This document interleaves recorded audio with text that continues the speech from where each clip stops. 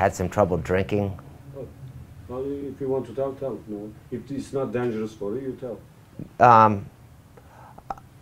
I probably would have gone to the war, but I ended up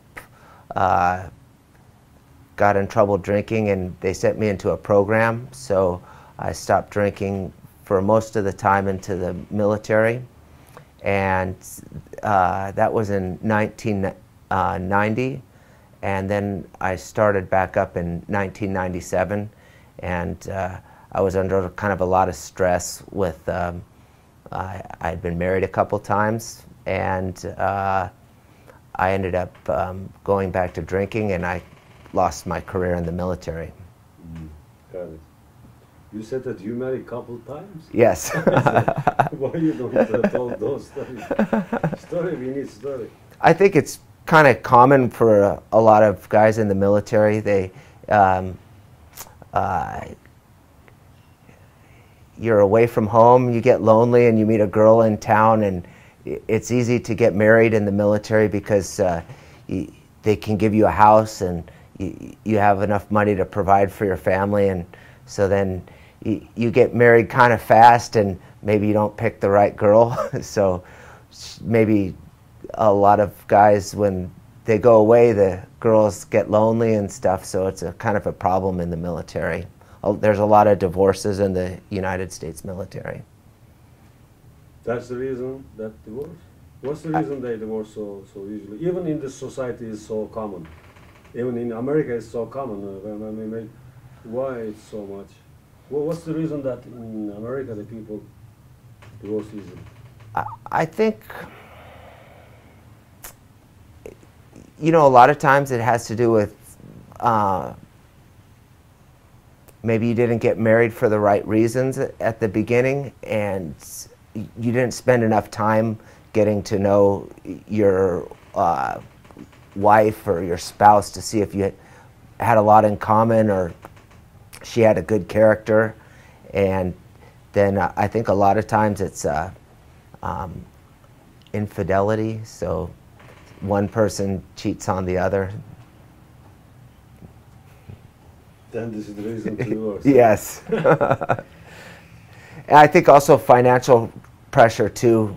A lot of times, you know, people, our culture's kind of materialistic right now, so people want things that their friends might have. So then you have to either work really hard, or if you're an honest guy, sometimes it's hard because other people are making their money not honest, so they have a lot of things, but you don't have a lot of things. So yeah, you mean that because of economic problems, the man divorced his wife? She is not working? I'd say a lot of times the wife maybe gets mad because, oh, you should have more money. So I think a lot of guys feel a lot of pressure and burden that they don't have, that there's always some guy that's got more money than them. You mean the lady? The lady pressure to the man? Yes. That you don't have money and other people have too much money? Yes. Then the man divorced the lady? Or the lady divorces the man, gets another boyfriend or something like that. Ah, boyfriend.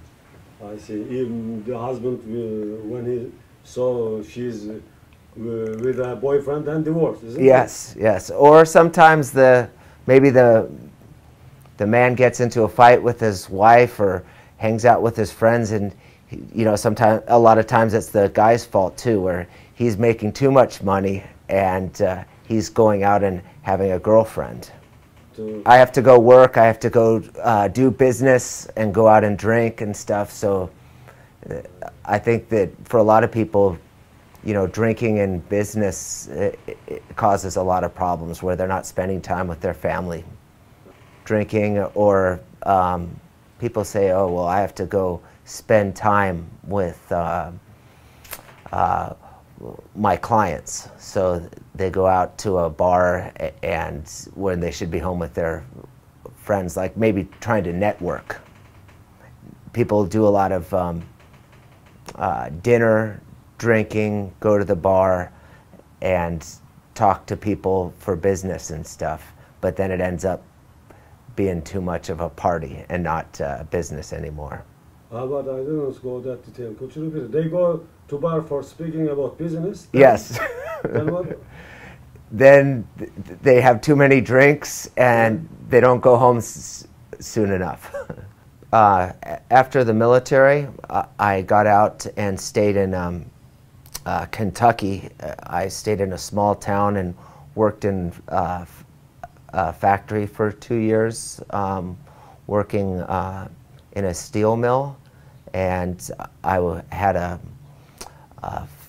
wife and a stepdaughter, and then we ended up having some problems with alcohol and drugs, and so she had a drug problem, so I had to get a divorce, and I came back home and started a new life here in Los Angeles about the time when 9/11 happened. So I went to school for 2 years, and that's when I first made my first Muslim friends in college. I'd say probably going to Sunday school, we talked about different religions. So I never really heard too much about Islam, except my mother said, you know, Islam's a religion that was spread by the sword, and kind of people became Muslim because they had a choice, either convert or die. But besides that, I had a pretty neutral, I didn't dislike Islam, or I didn't know any Muslims.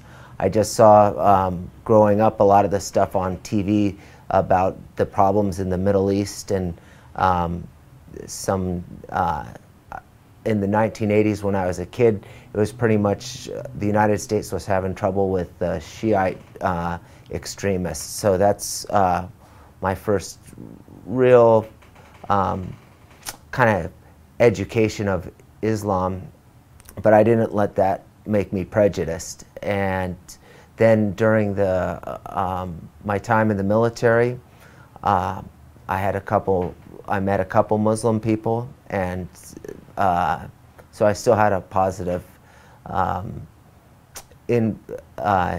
experience. And what I'd always heard was that, like, when Osama bin Laden came around, he was an extremist, and so I remember I was in college during 9/11, and I kind of worried about some of my Muslim friends, so I ended up telling them if they ever were scared or if anybody gave them a hard time, just they could come talk to me. So I built a good relationship with some Muslim people, and they told me, you know, a lot of the problems in the United States is a bad, kind of the media distorts Islam. And this one guy from Saudi Arabia told me that in Saudi Arabia it's a crime to curse God and to curse Jesus Christ. And he said, I hear a lot of Christians use bad language towards their own God and towards Jesus. And I thought about that, and I didn't know that, you know, even Jesus was a highly regarded prophet. So that was a really one of my first things where I started looking into Islam. I had bought a Quran and I read it a few times, and I'd say I've been baptized a couple times in different churches, so I looked around at different religions, but I had like I said, some problems with drinking and drugs over the years, and I'd always tried to do the right thing, but I get involved with the wrong people, or when I was doing the right thing, I'd be kind of depressed. So I started looking into Islam, and I talked to a couple people, and they gave me another Quran, and I actually came down to this masjid 2 years ago, and a guy talked to me about Islam, said, you know, if I become a Muslim, I'll have a very strong faith. And I looked at my life and where I wanted to go, and Islam seemed to have a lot of the answers that I was looking for. Well, I was going to talk to my family, and first I talked to my girlfriend at the time, and she said she said she couldn't marry or go out with a Muslim, so I ended up converting without telling her. So I just felt like I had to, in my heart, I had to convert to Islam, or I was going to go further down the wrong path. And